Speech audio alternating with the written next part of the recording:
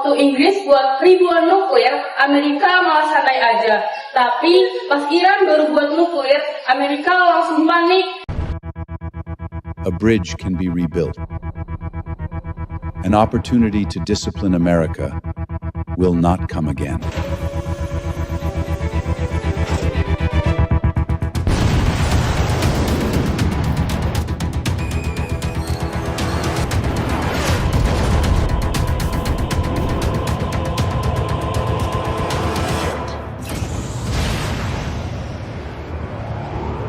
Hal ini terjadi karena Amerika menganggap bahwasanya Inggris adalah temannya dan Iran dianggap ancaman oleh Amerika.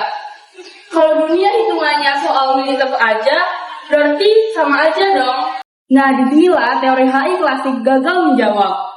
Saya Zulina, dari kelompok 2, kami akan menjelaskan tentang konstruktivisme. Teori ini bilang kalau dunia politik internasional itu bukan cuma soal benda mati atau senjata, tapi soal makna yang kita berikan pada benda tersebut. Dunia ini adalah konstruksi sosial.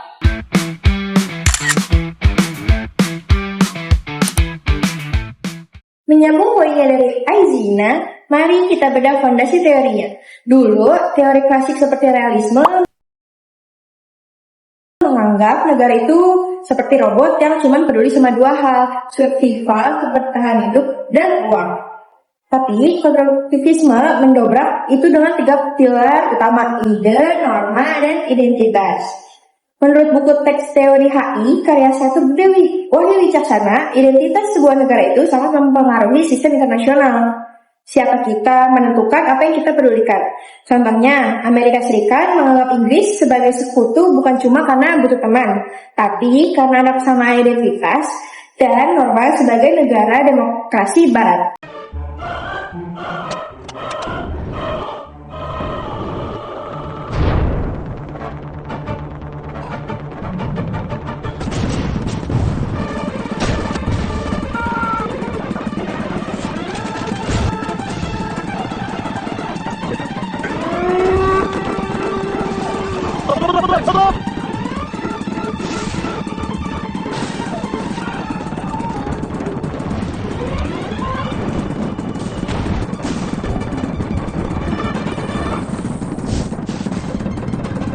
Jadi, senjata atau kekuatan ekonomi itu tidak akan bermakna tanpa adanya kesamaan nilai, value life, yang membentuknya.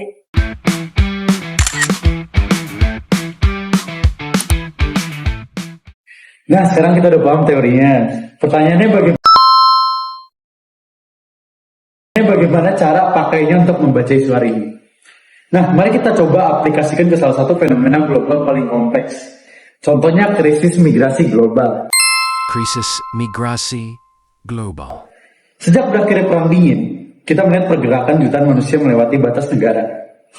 Nah, kalau kita pakai teori tradisional, migran ini gampang banget cuma dilabeli sebagai ancaman keamanan atau beban ekonomi negara. Nah, solusi mereka pasti, 1, tutup perbatasan. Tapi, apakah menutup perbatasan menyelesaikan akar masalah kemanusiaannya? Tentu enggak dong. Nah, konstruktivisme menawarkan cara pandang yang lebih tajam. Mereka tidak melihat migrasi sekedar angka, tapi sebagai dinamika budaya dan pembentukan identitas. Bagaimana detail analisisnya, Marsha akan membedah lebih dalam.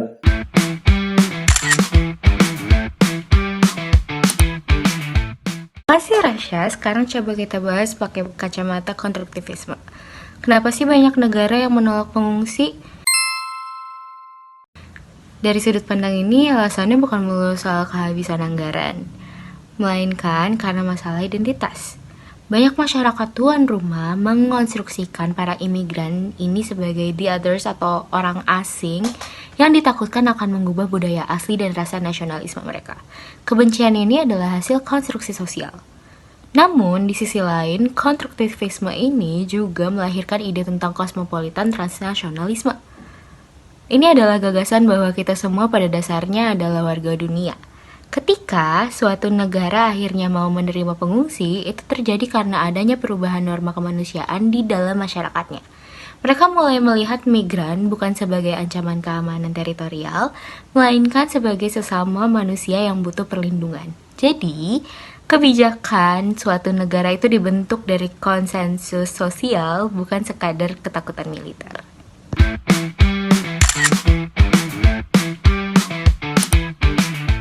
Dari penjelasan teman-teman saya, kita bisa menarik kesimpulan konstruktivisme hadir untuk mengingat kita bahwa hubungan internasional itu pada akhirnya kepada diri kita, yaitu manusia. Kekuatan seperti senjata, militer, dan politik itu memang penting. Tapi semua itu menjadi buta kalau tidak adanya identitas, ide, dan norma. Dunia bukan sekadar arena bertarung robot-robot antar negara yang kaku. Dunia adalah sebuah ruang yang kita bangun bersama. Sekian prestasi dari kelompok kami dan mengenai konstruktivisme, semoga membuka wawasan kita. Terima kasih, sampai jumpa.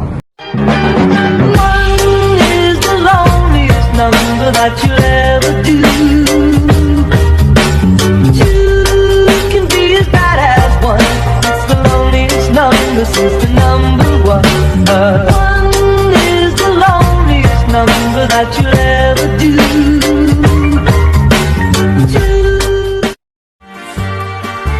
Like cherry blossoms blooming in the mountains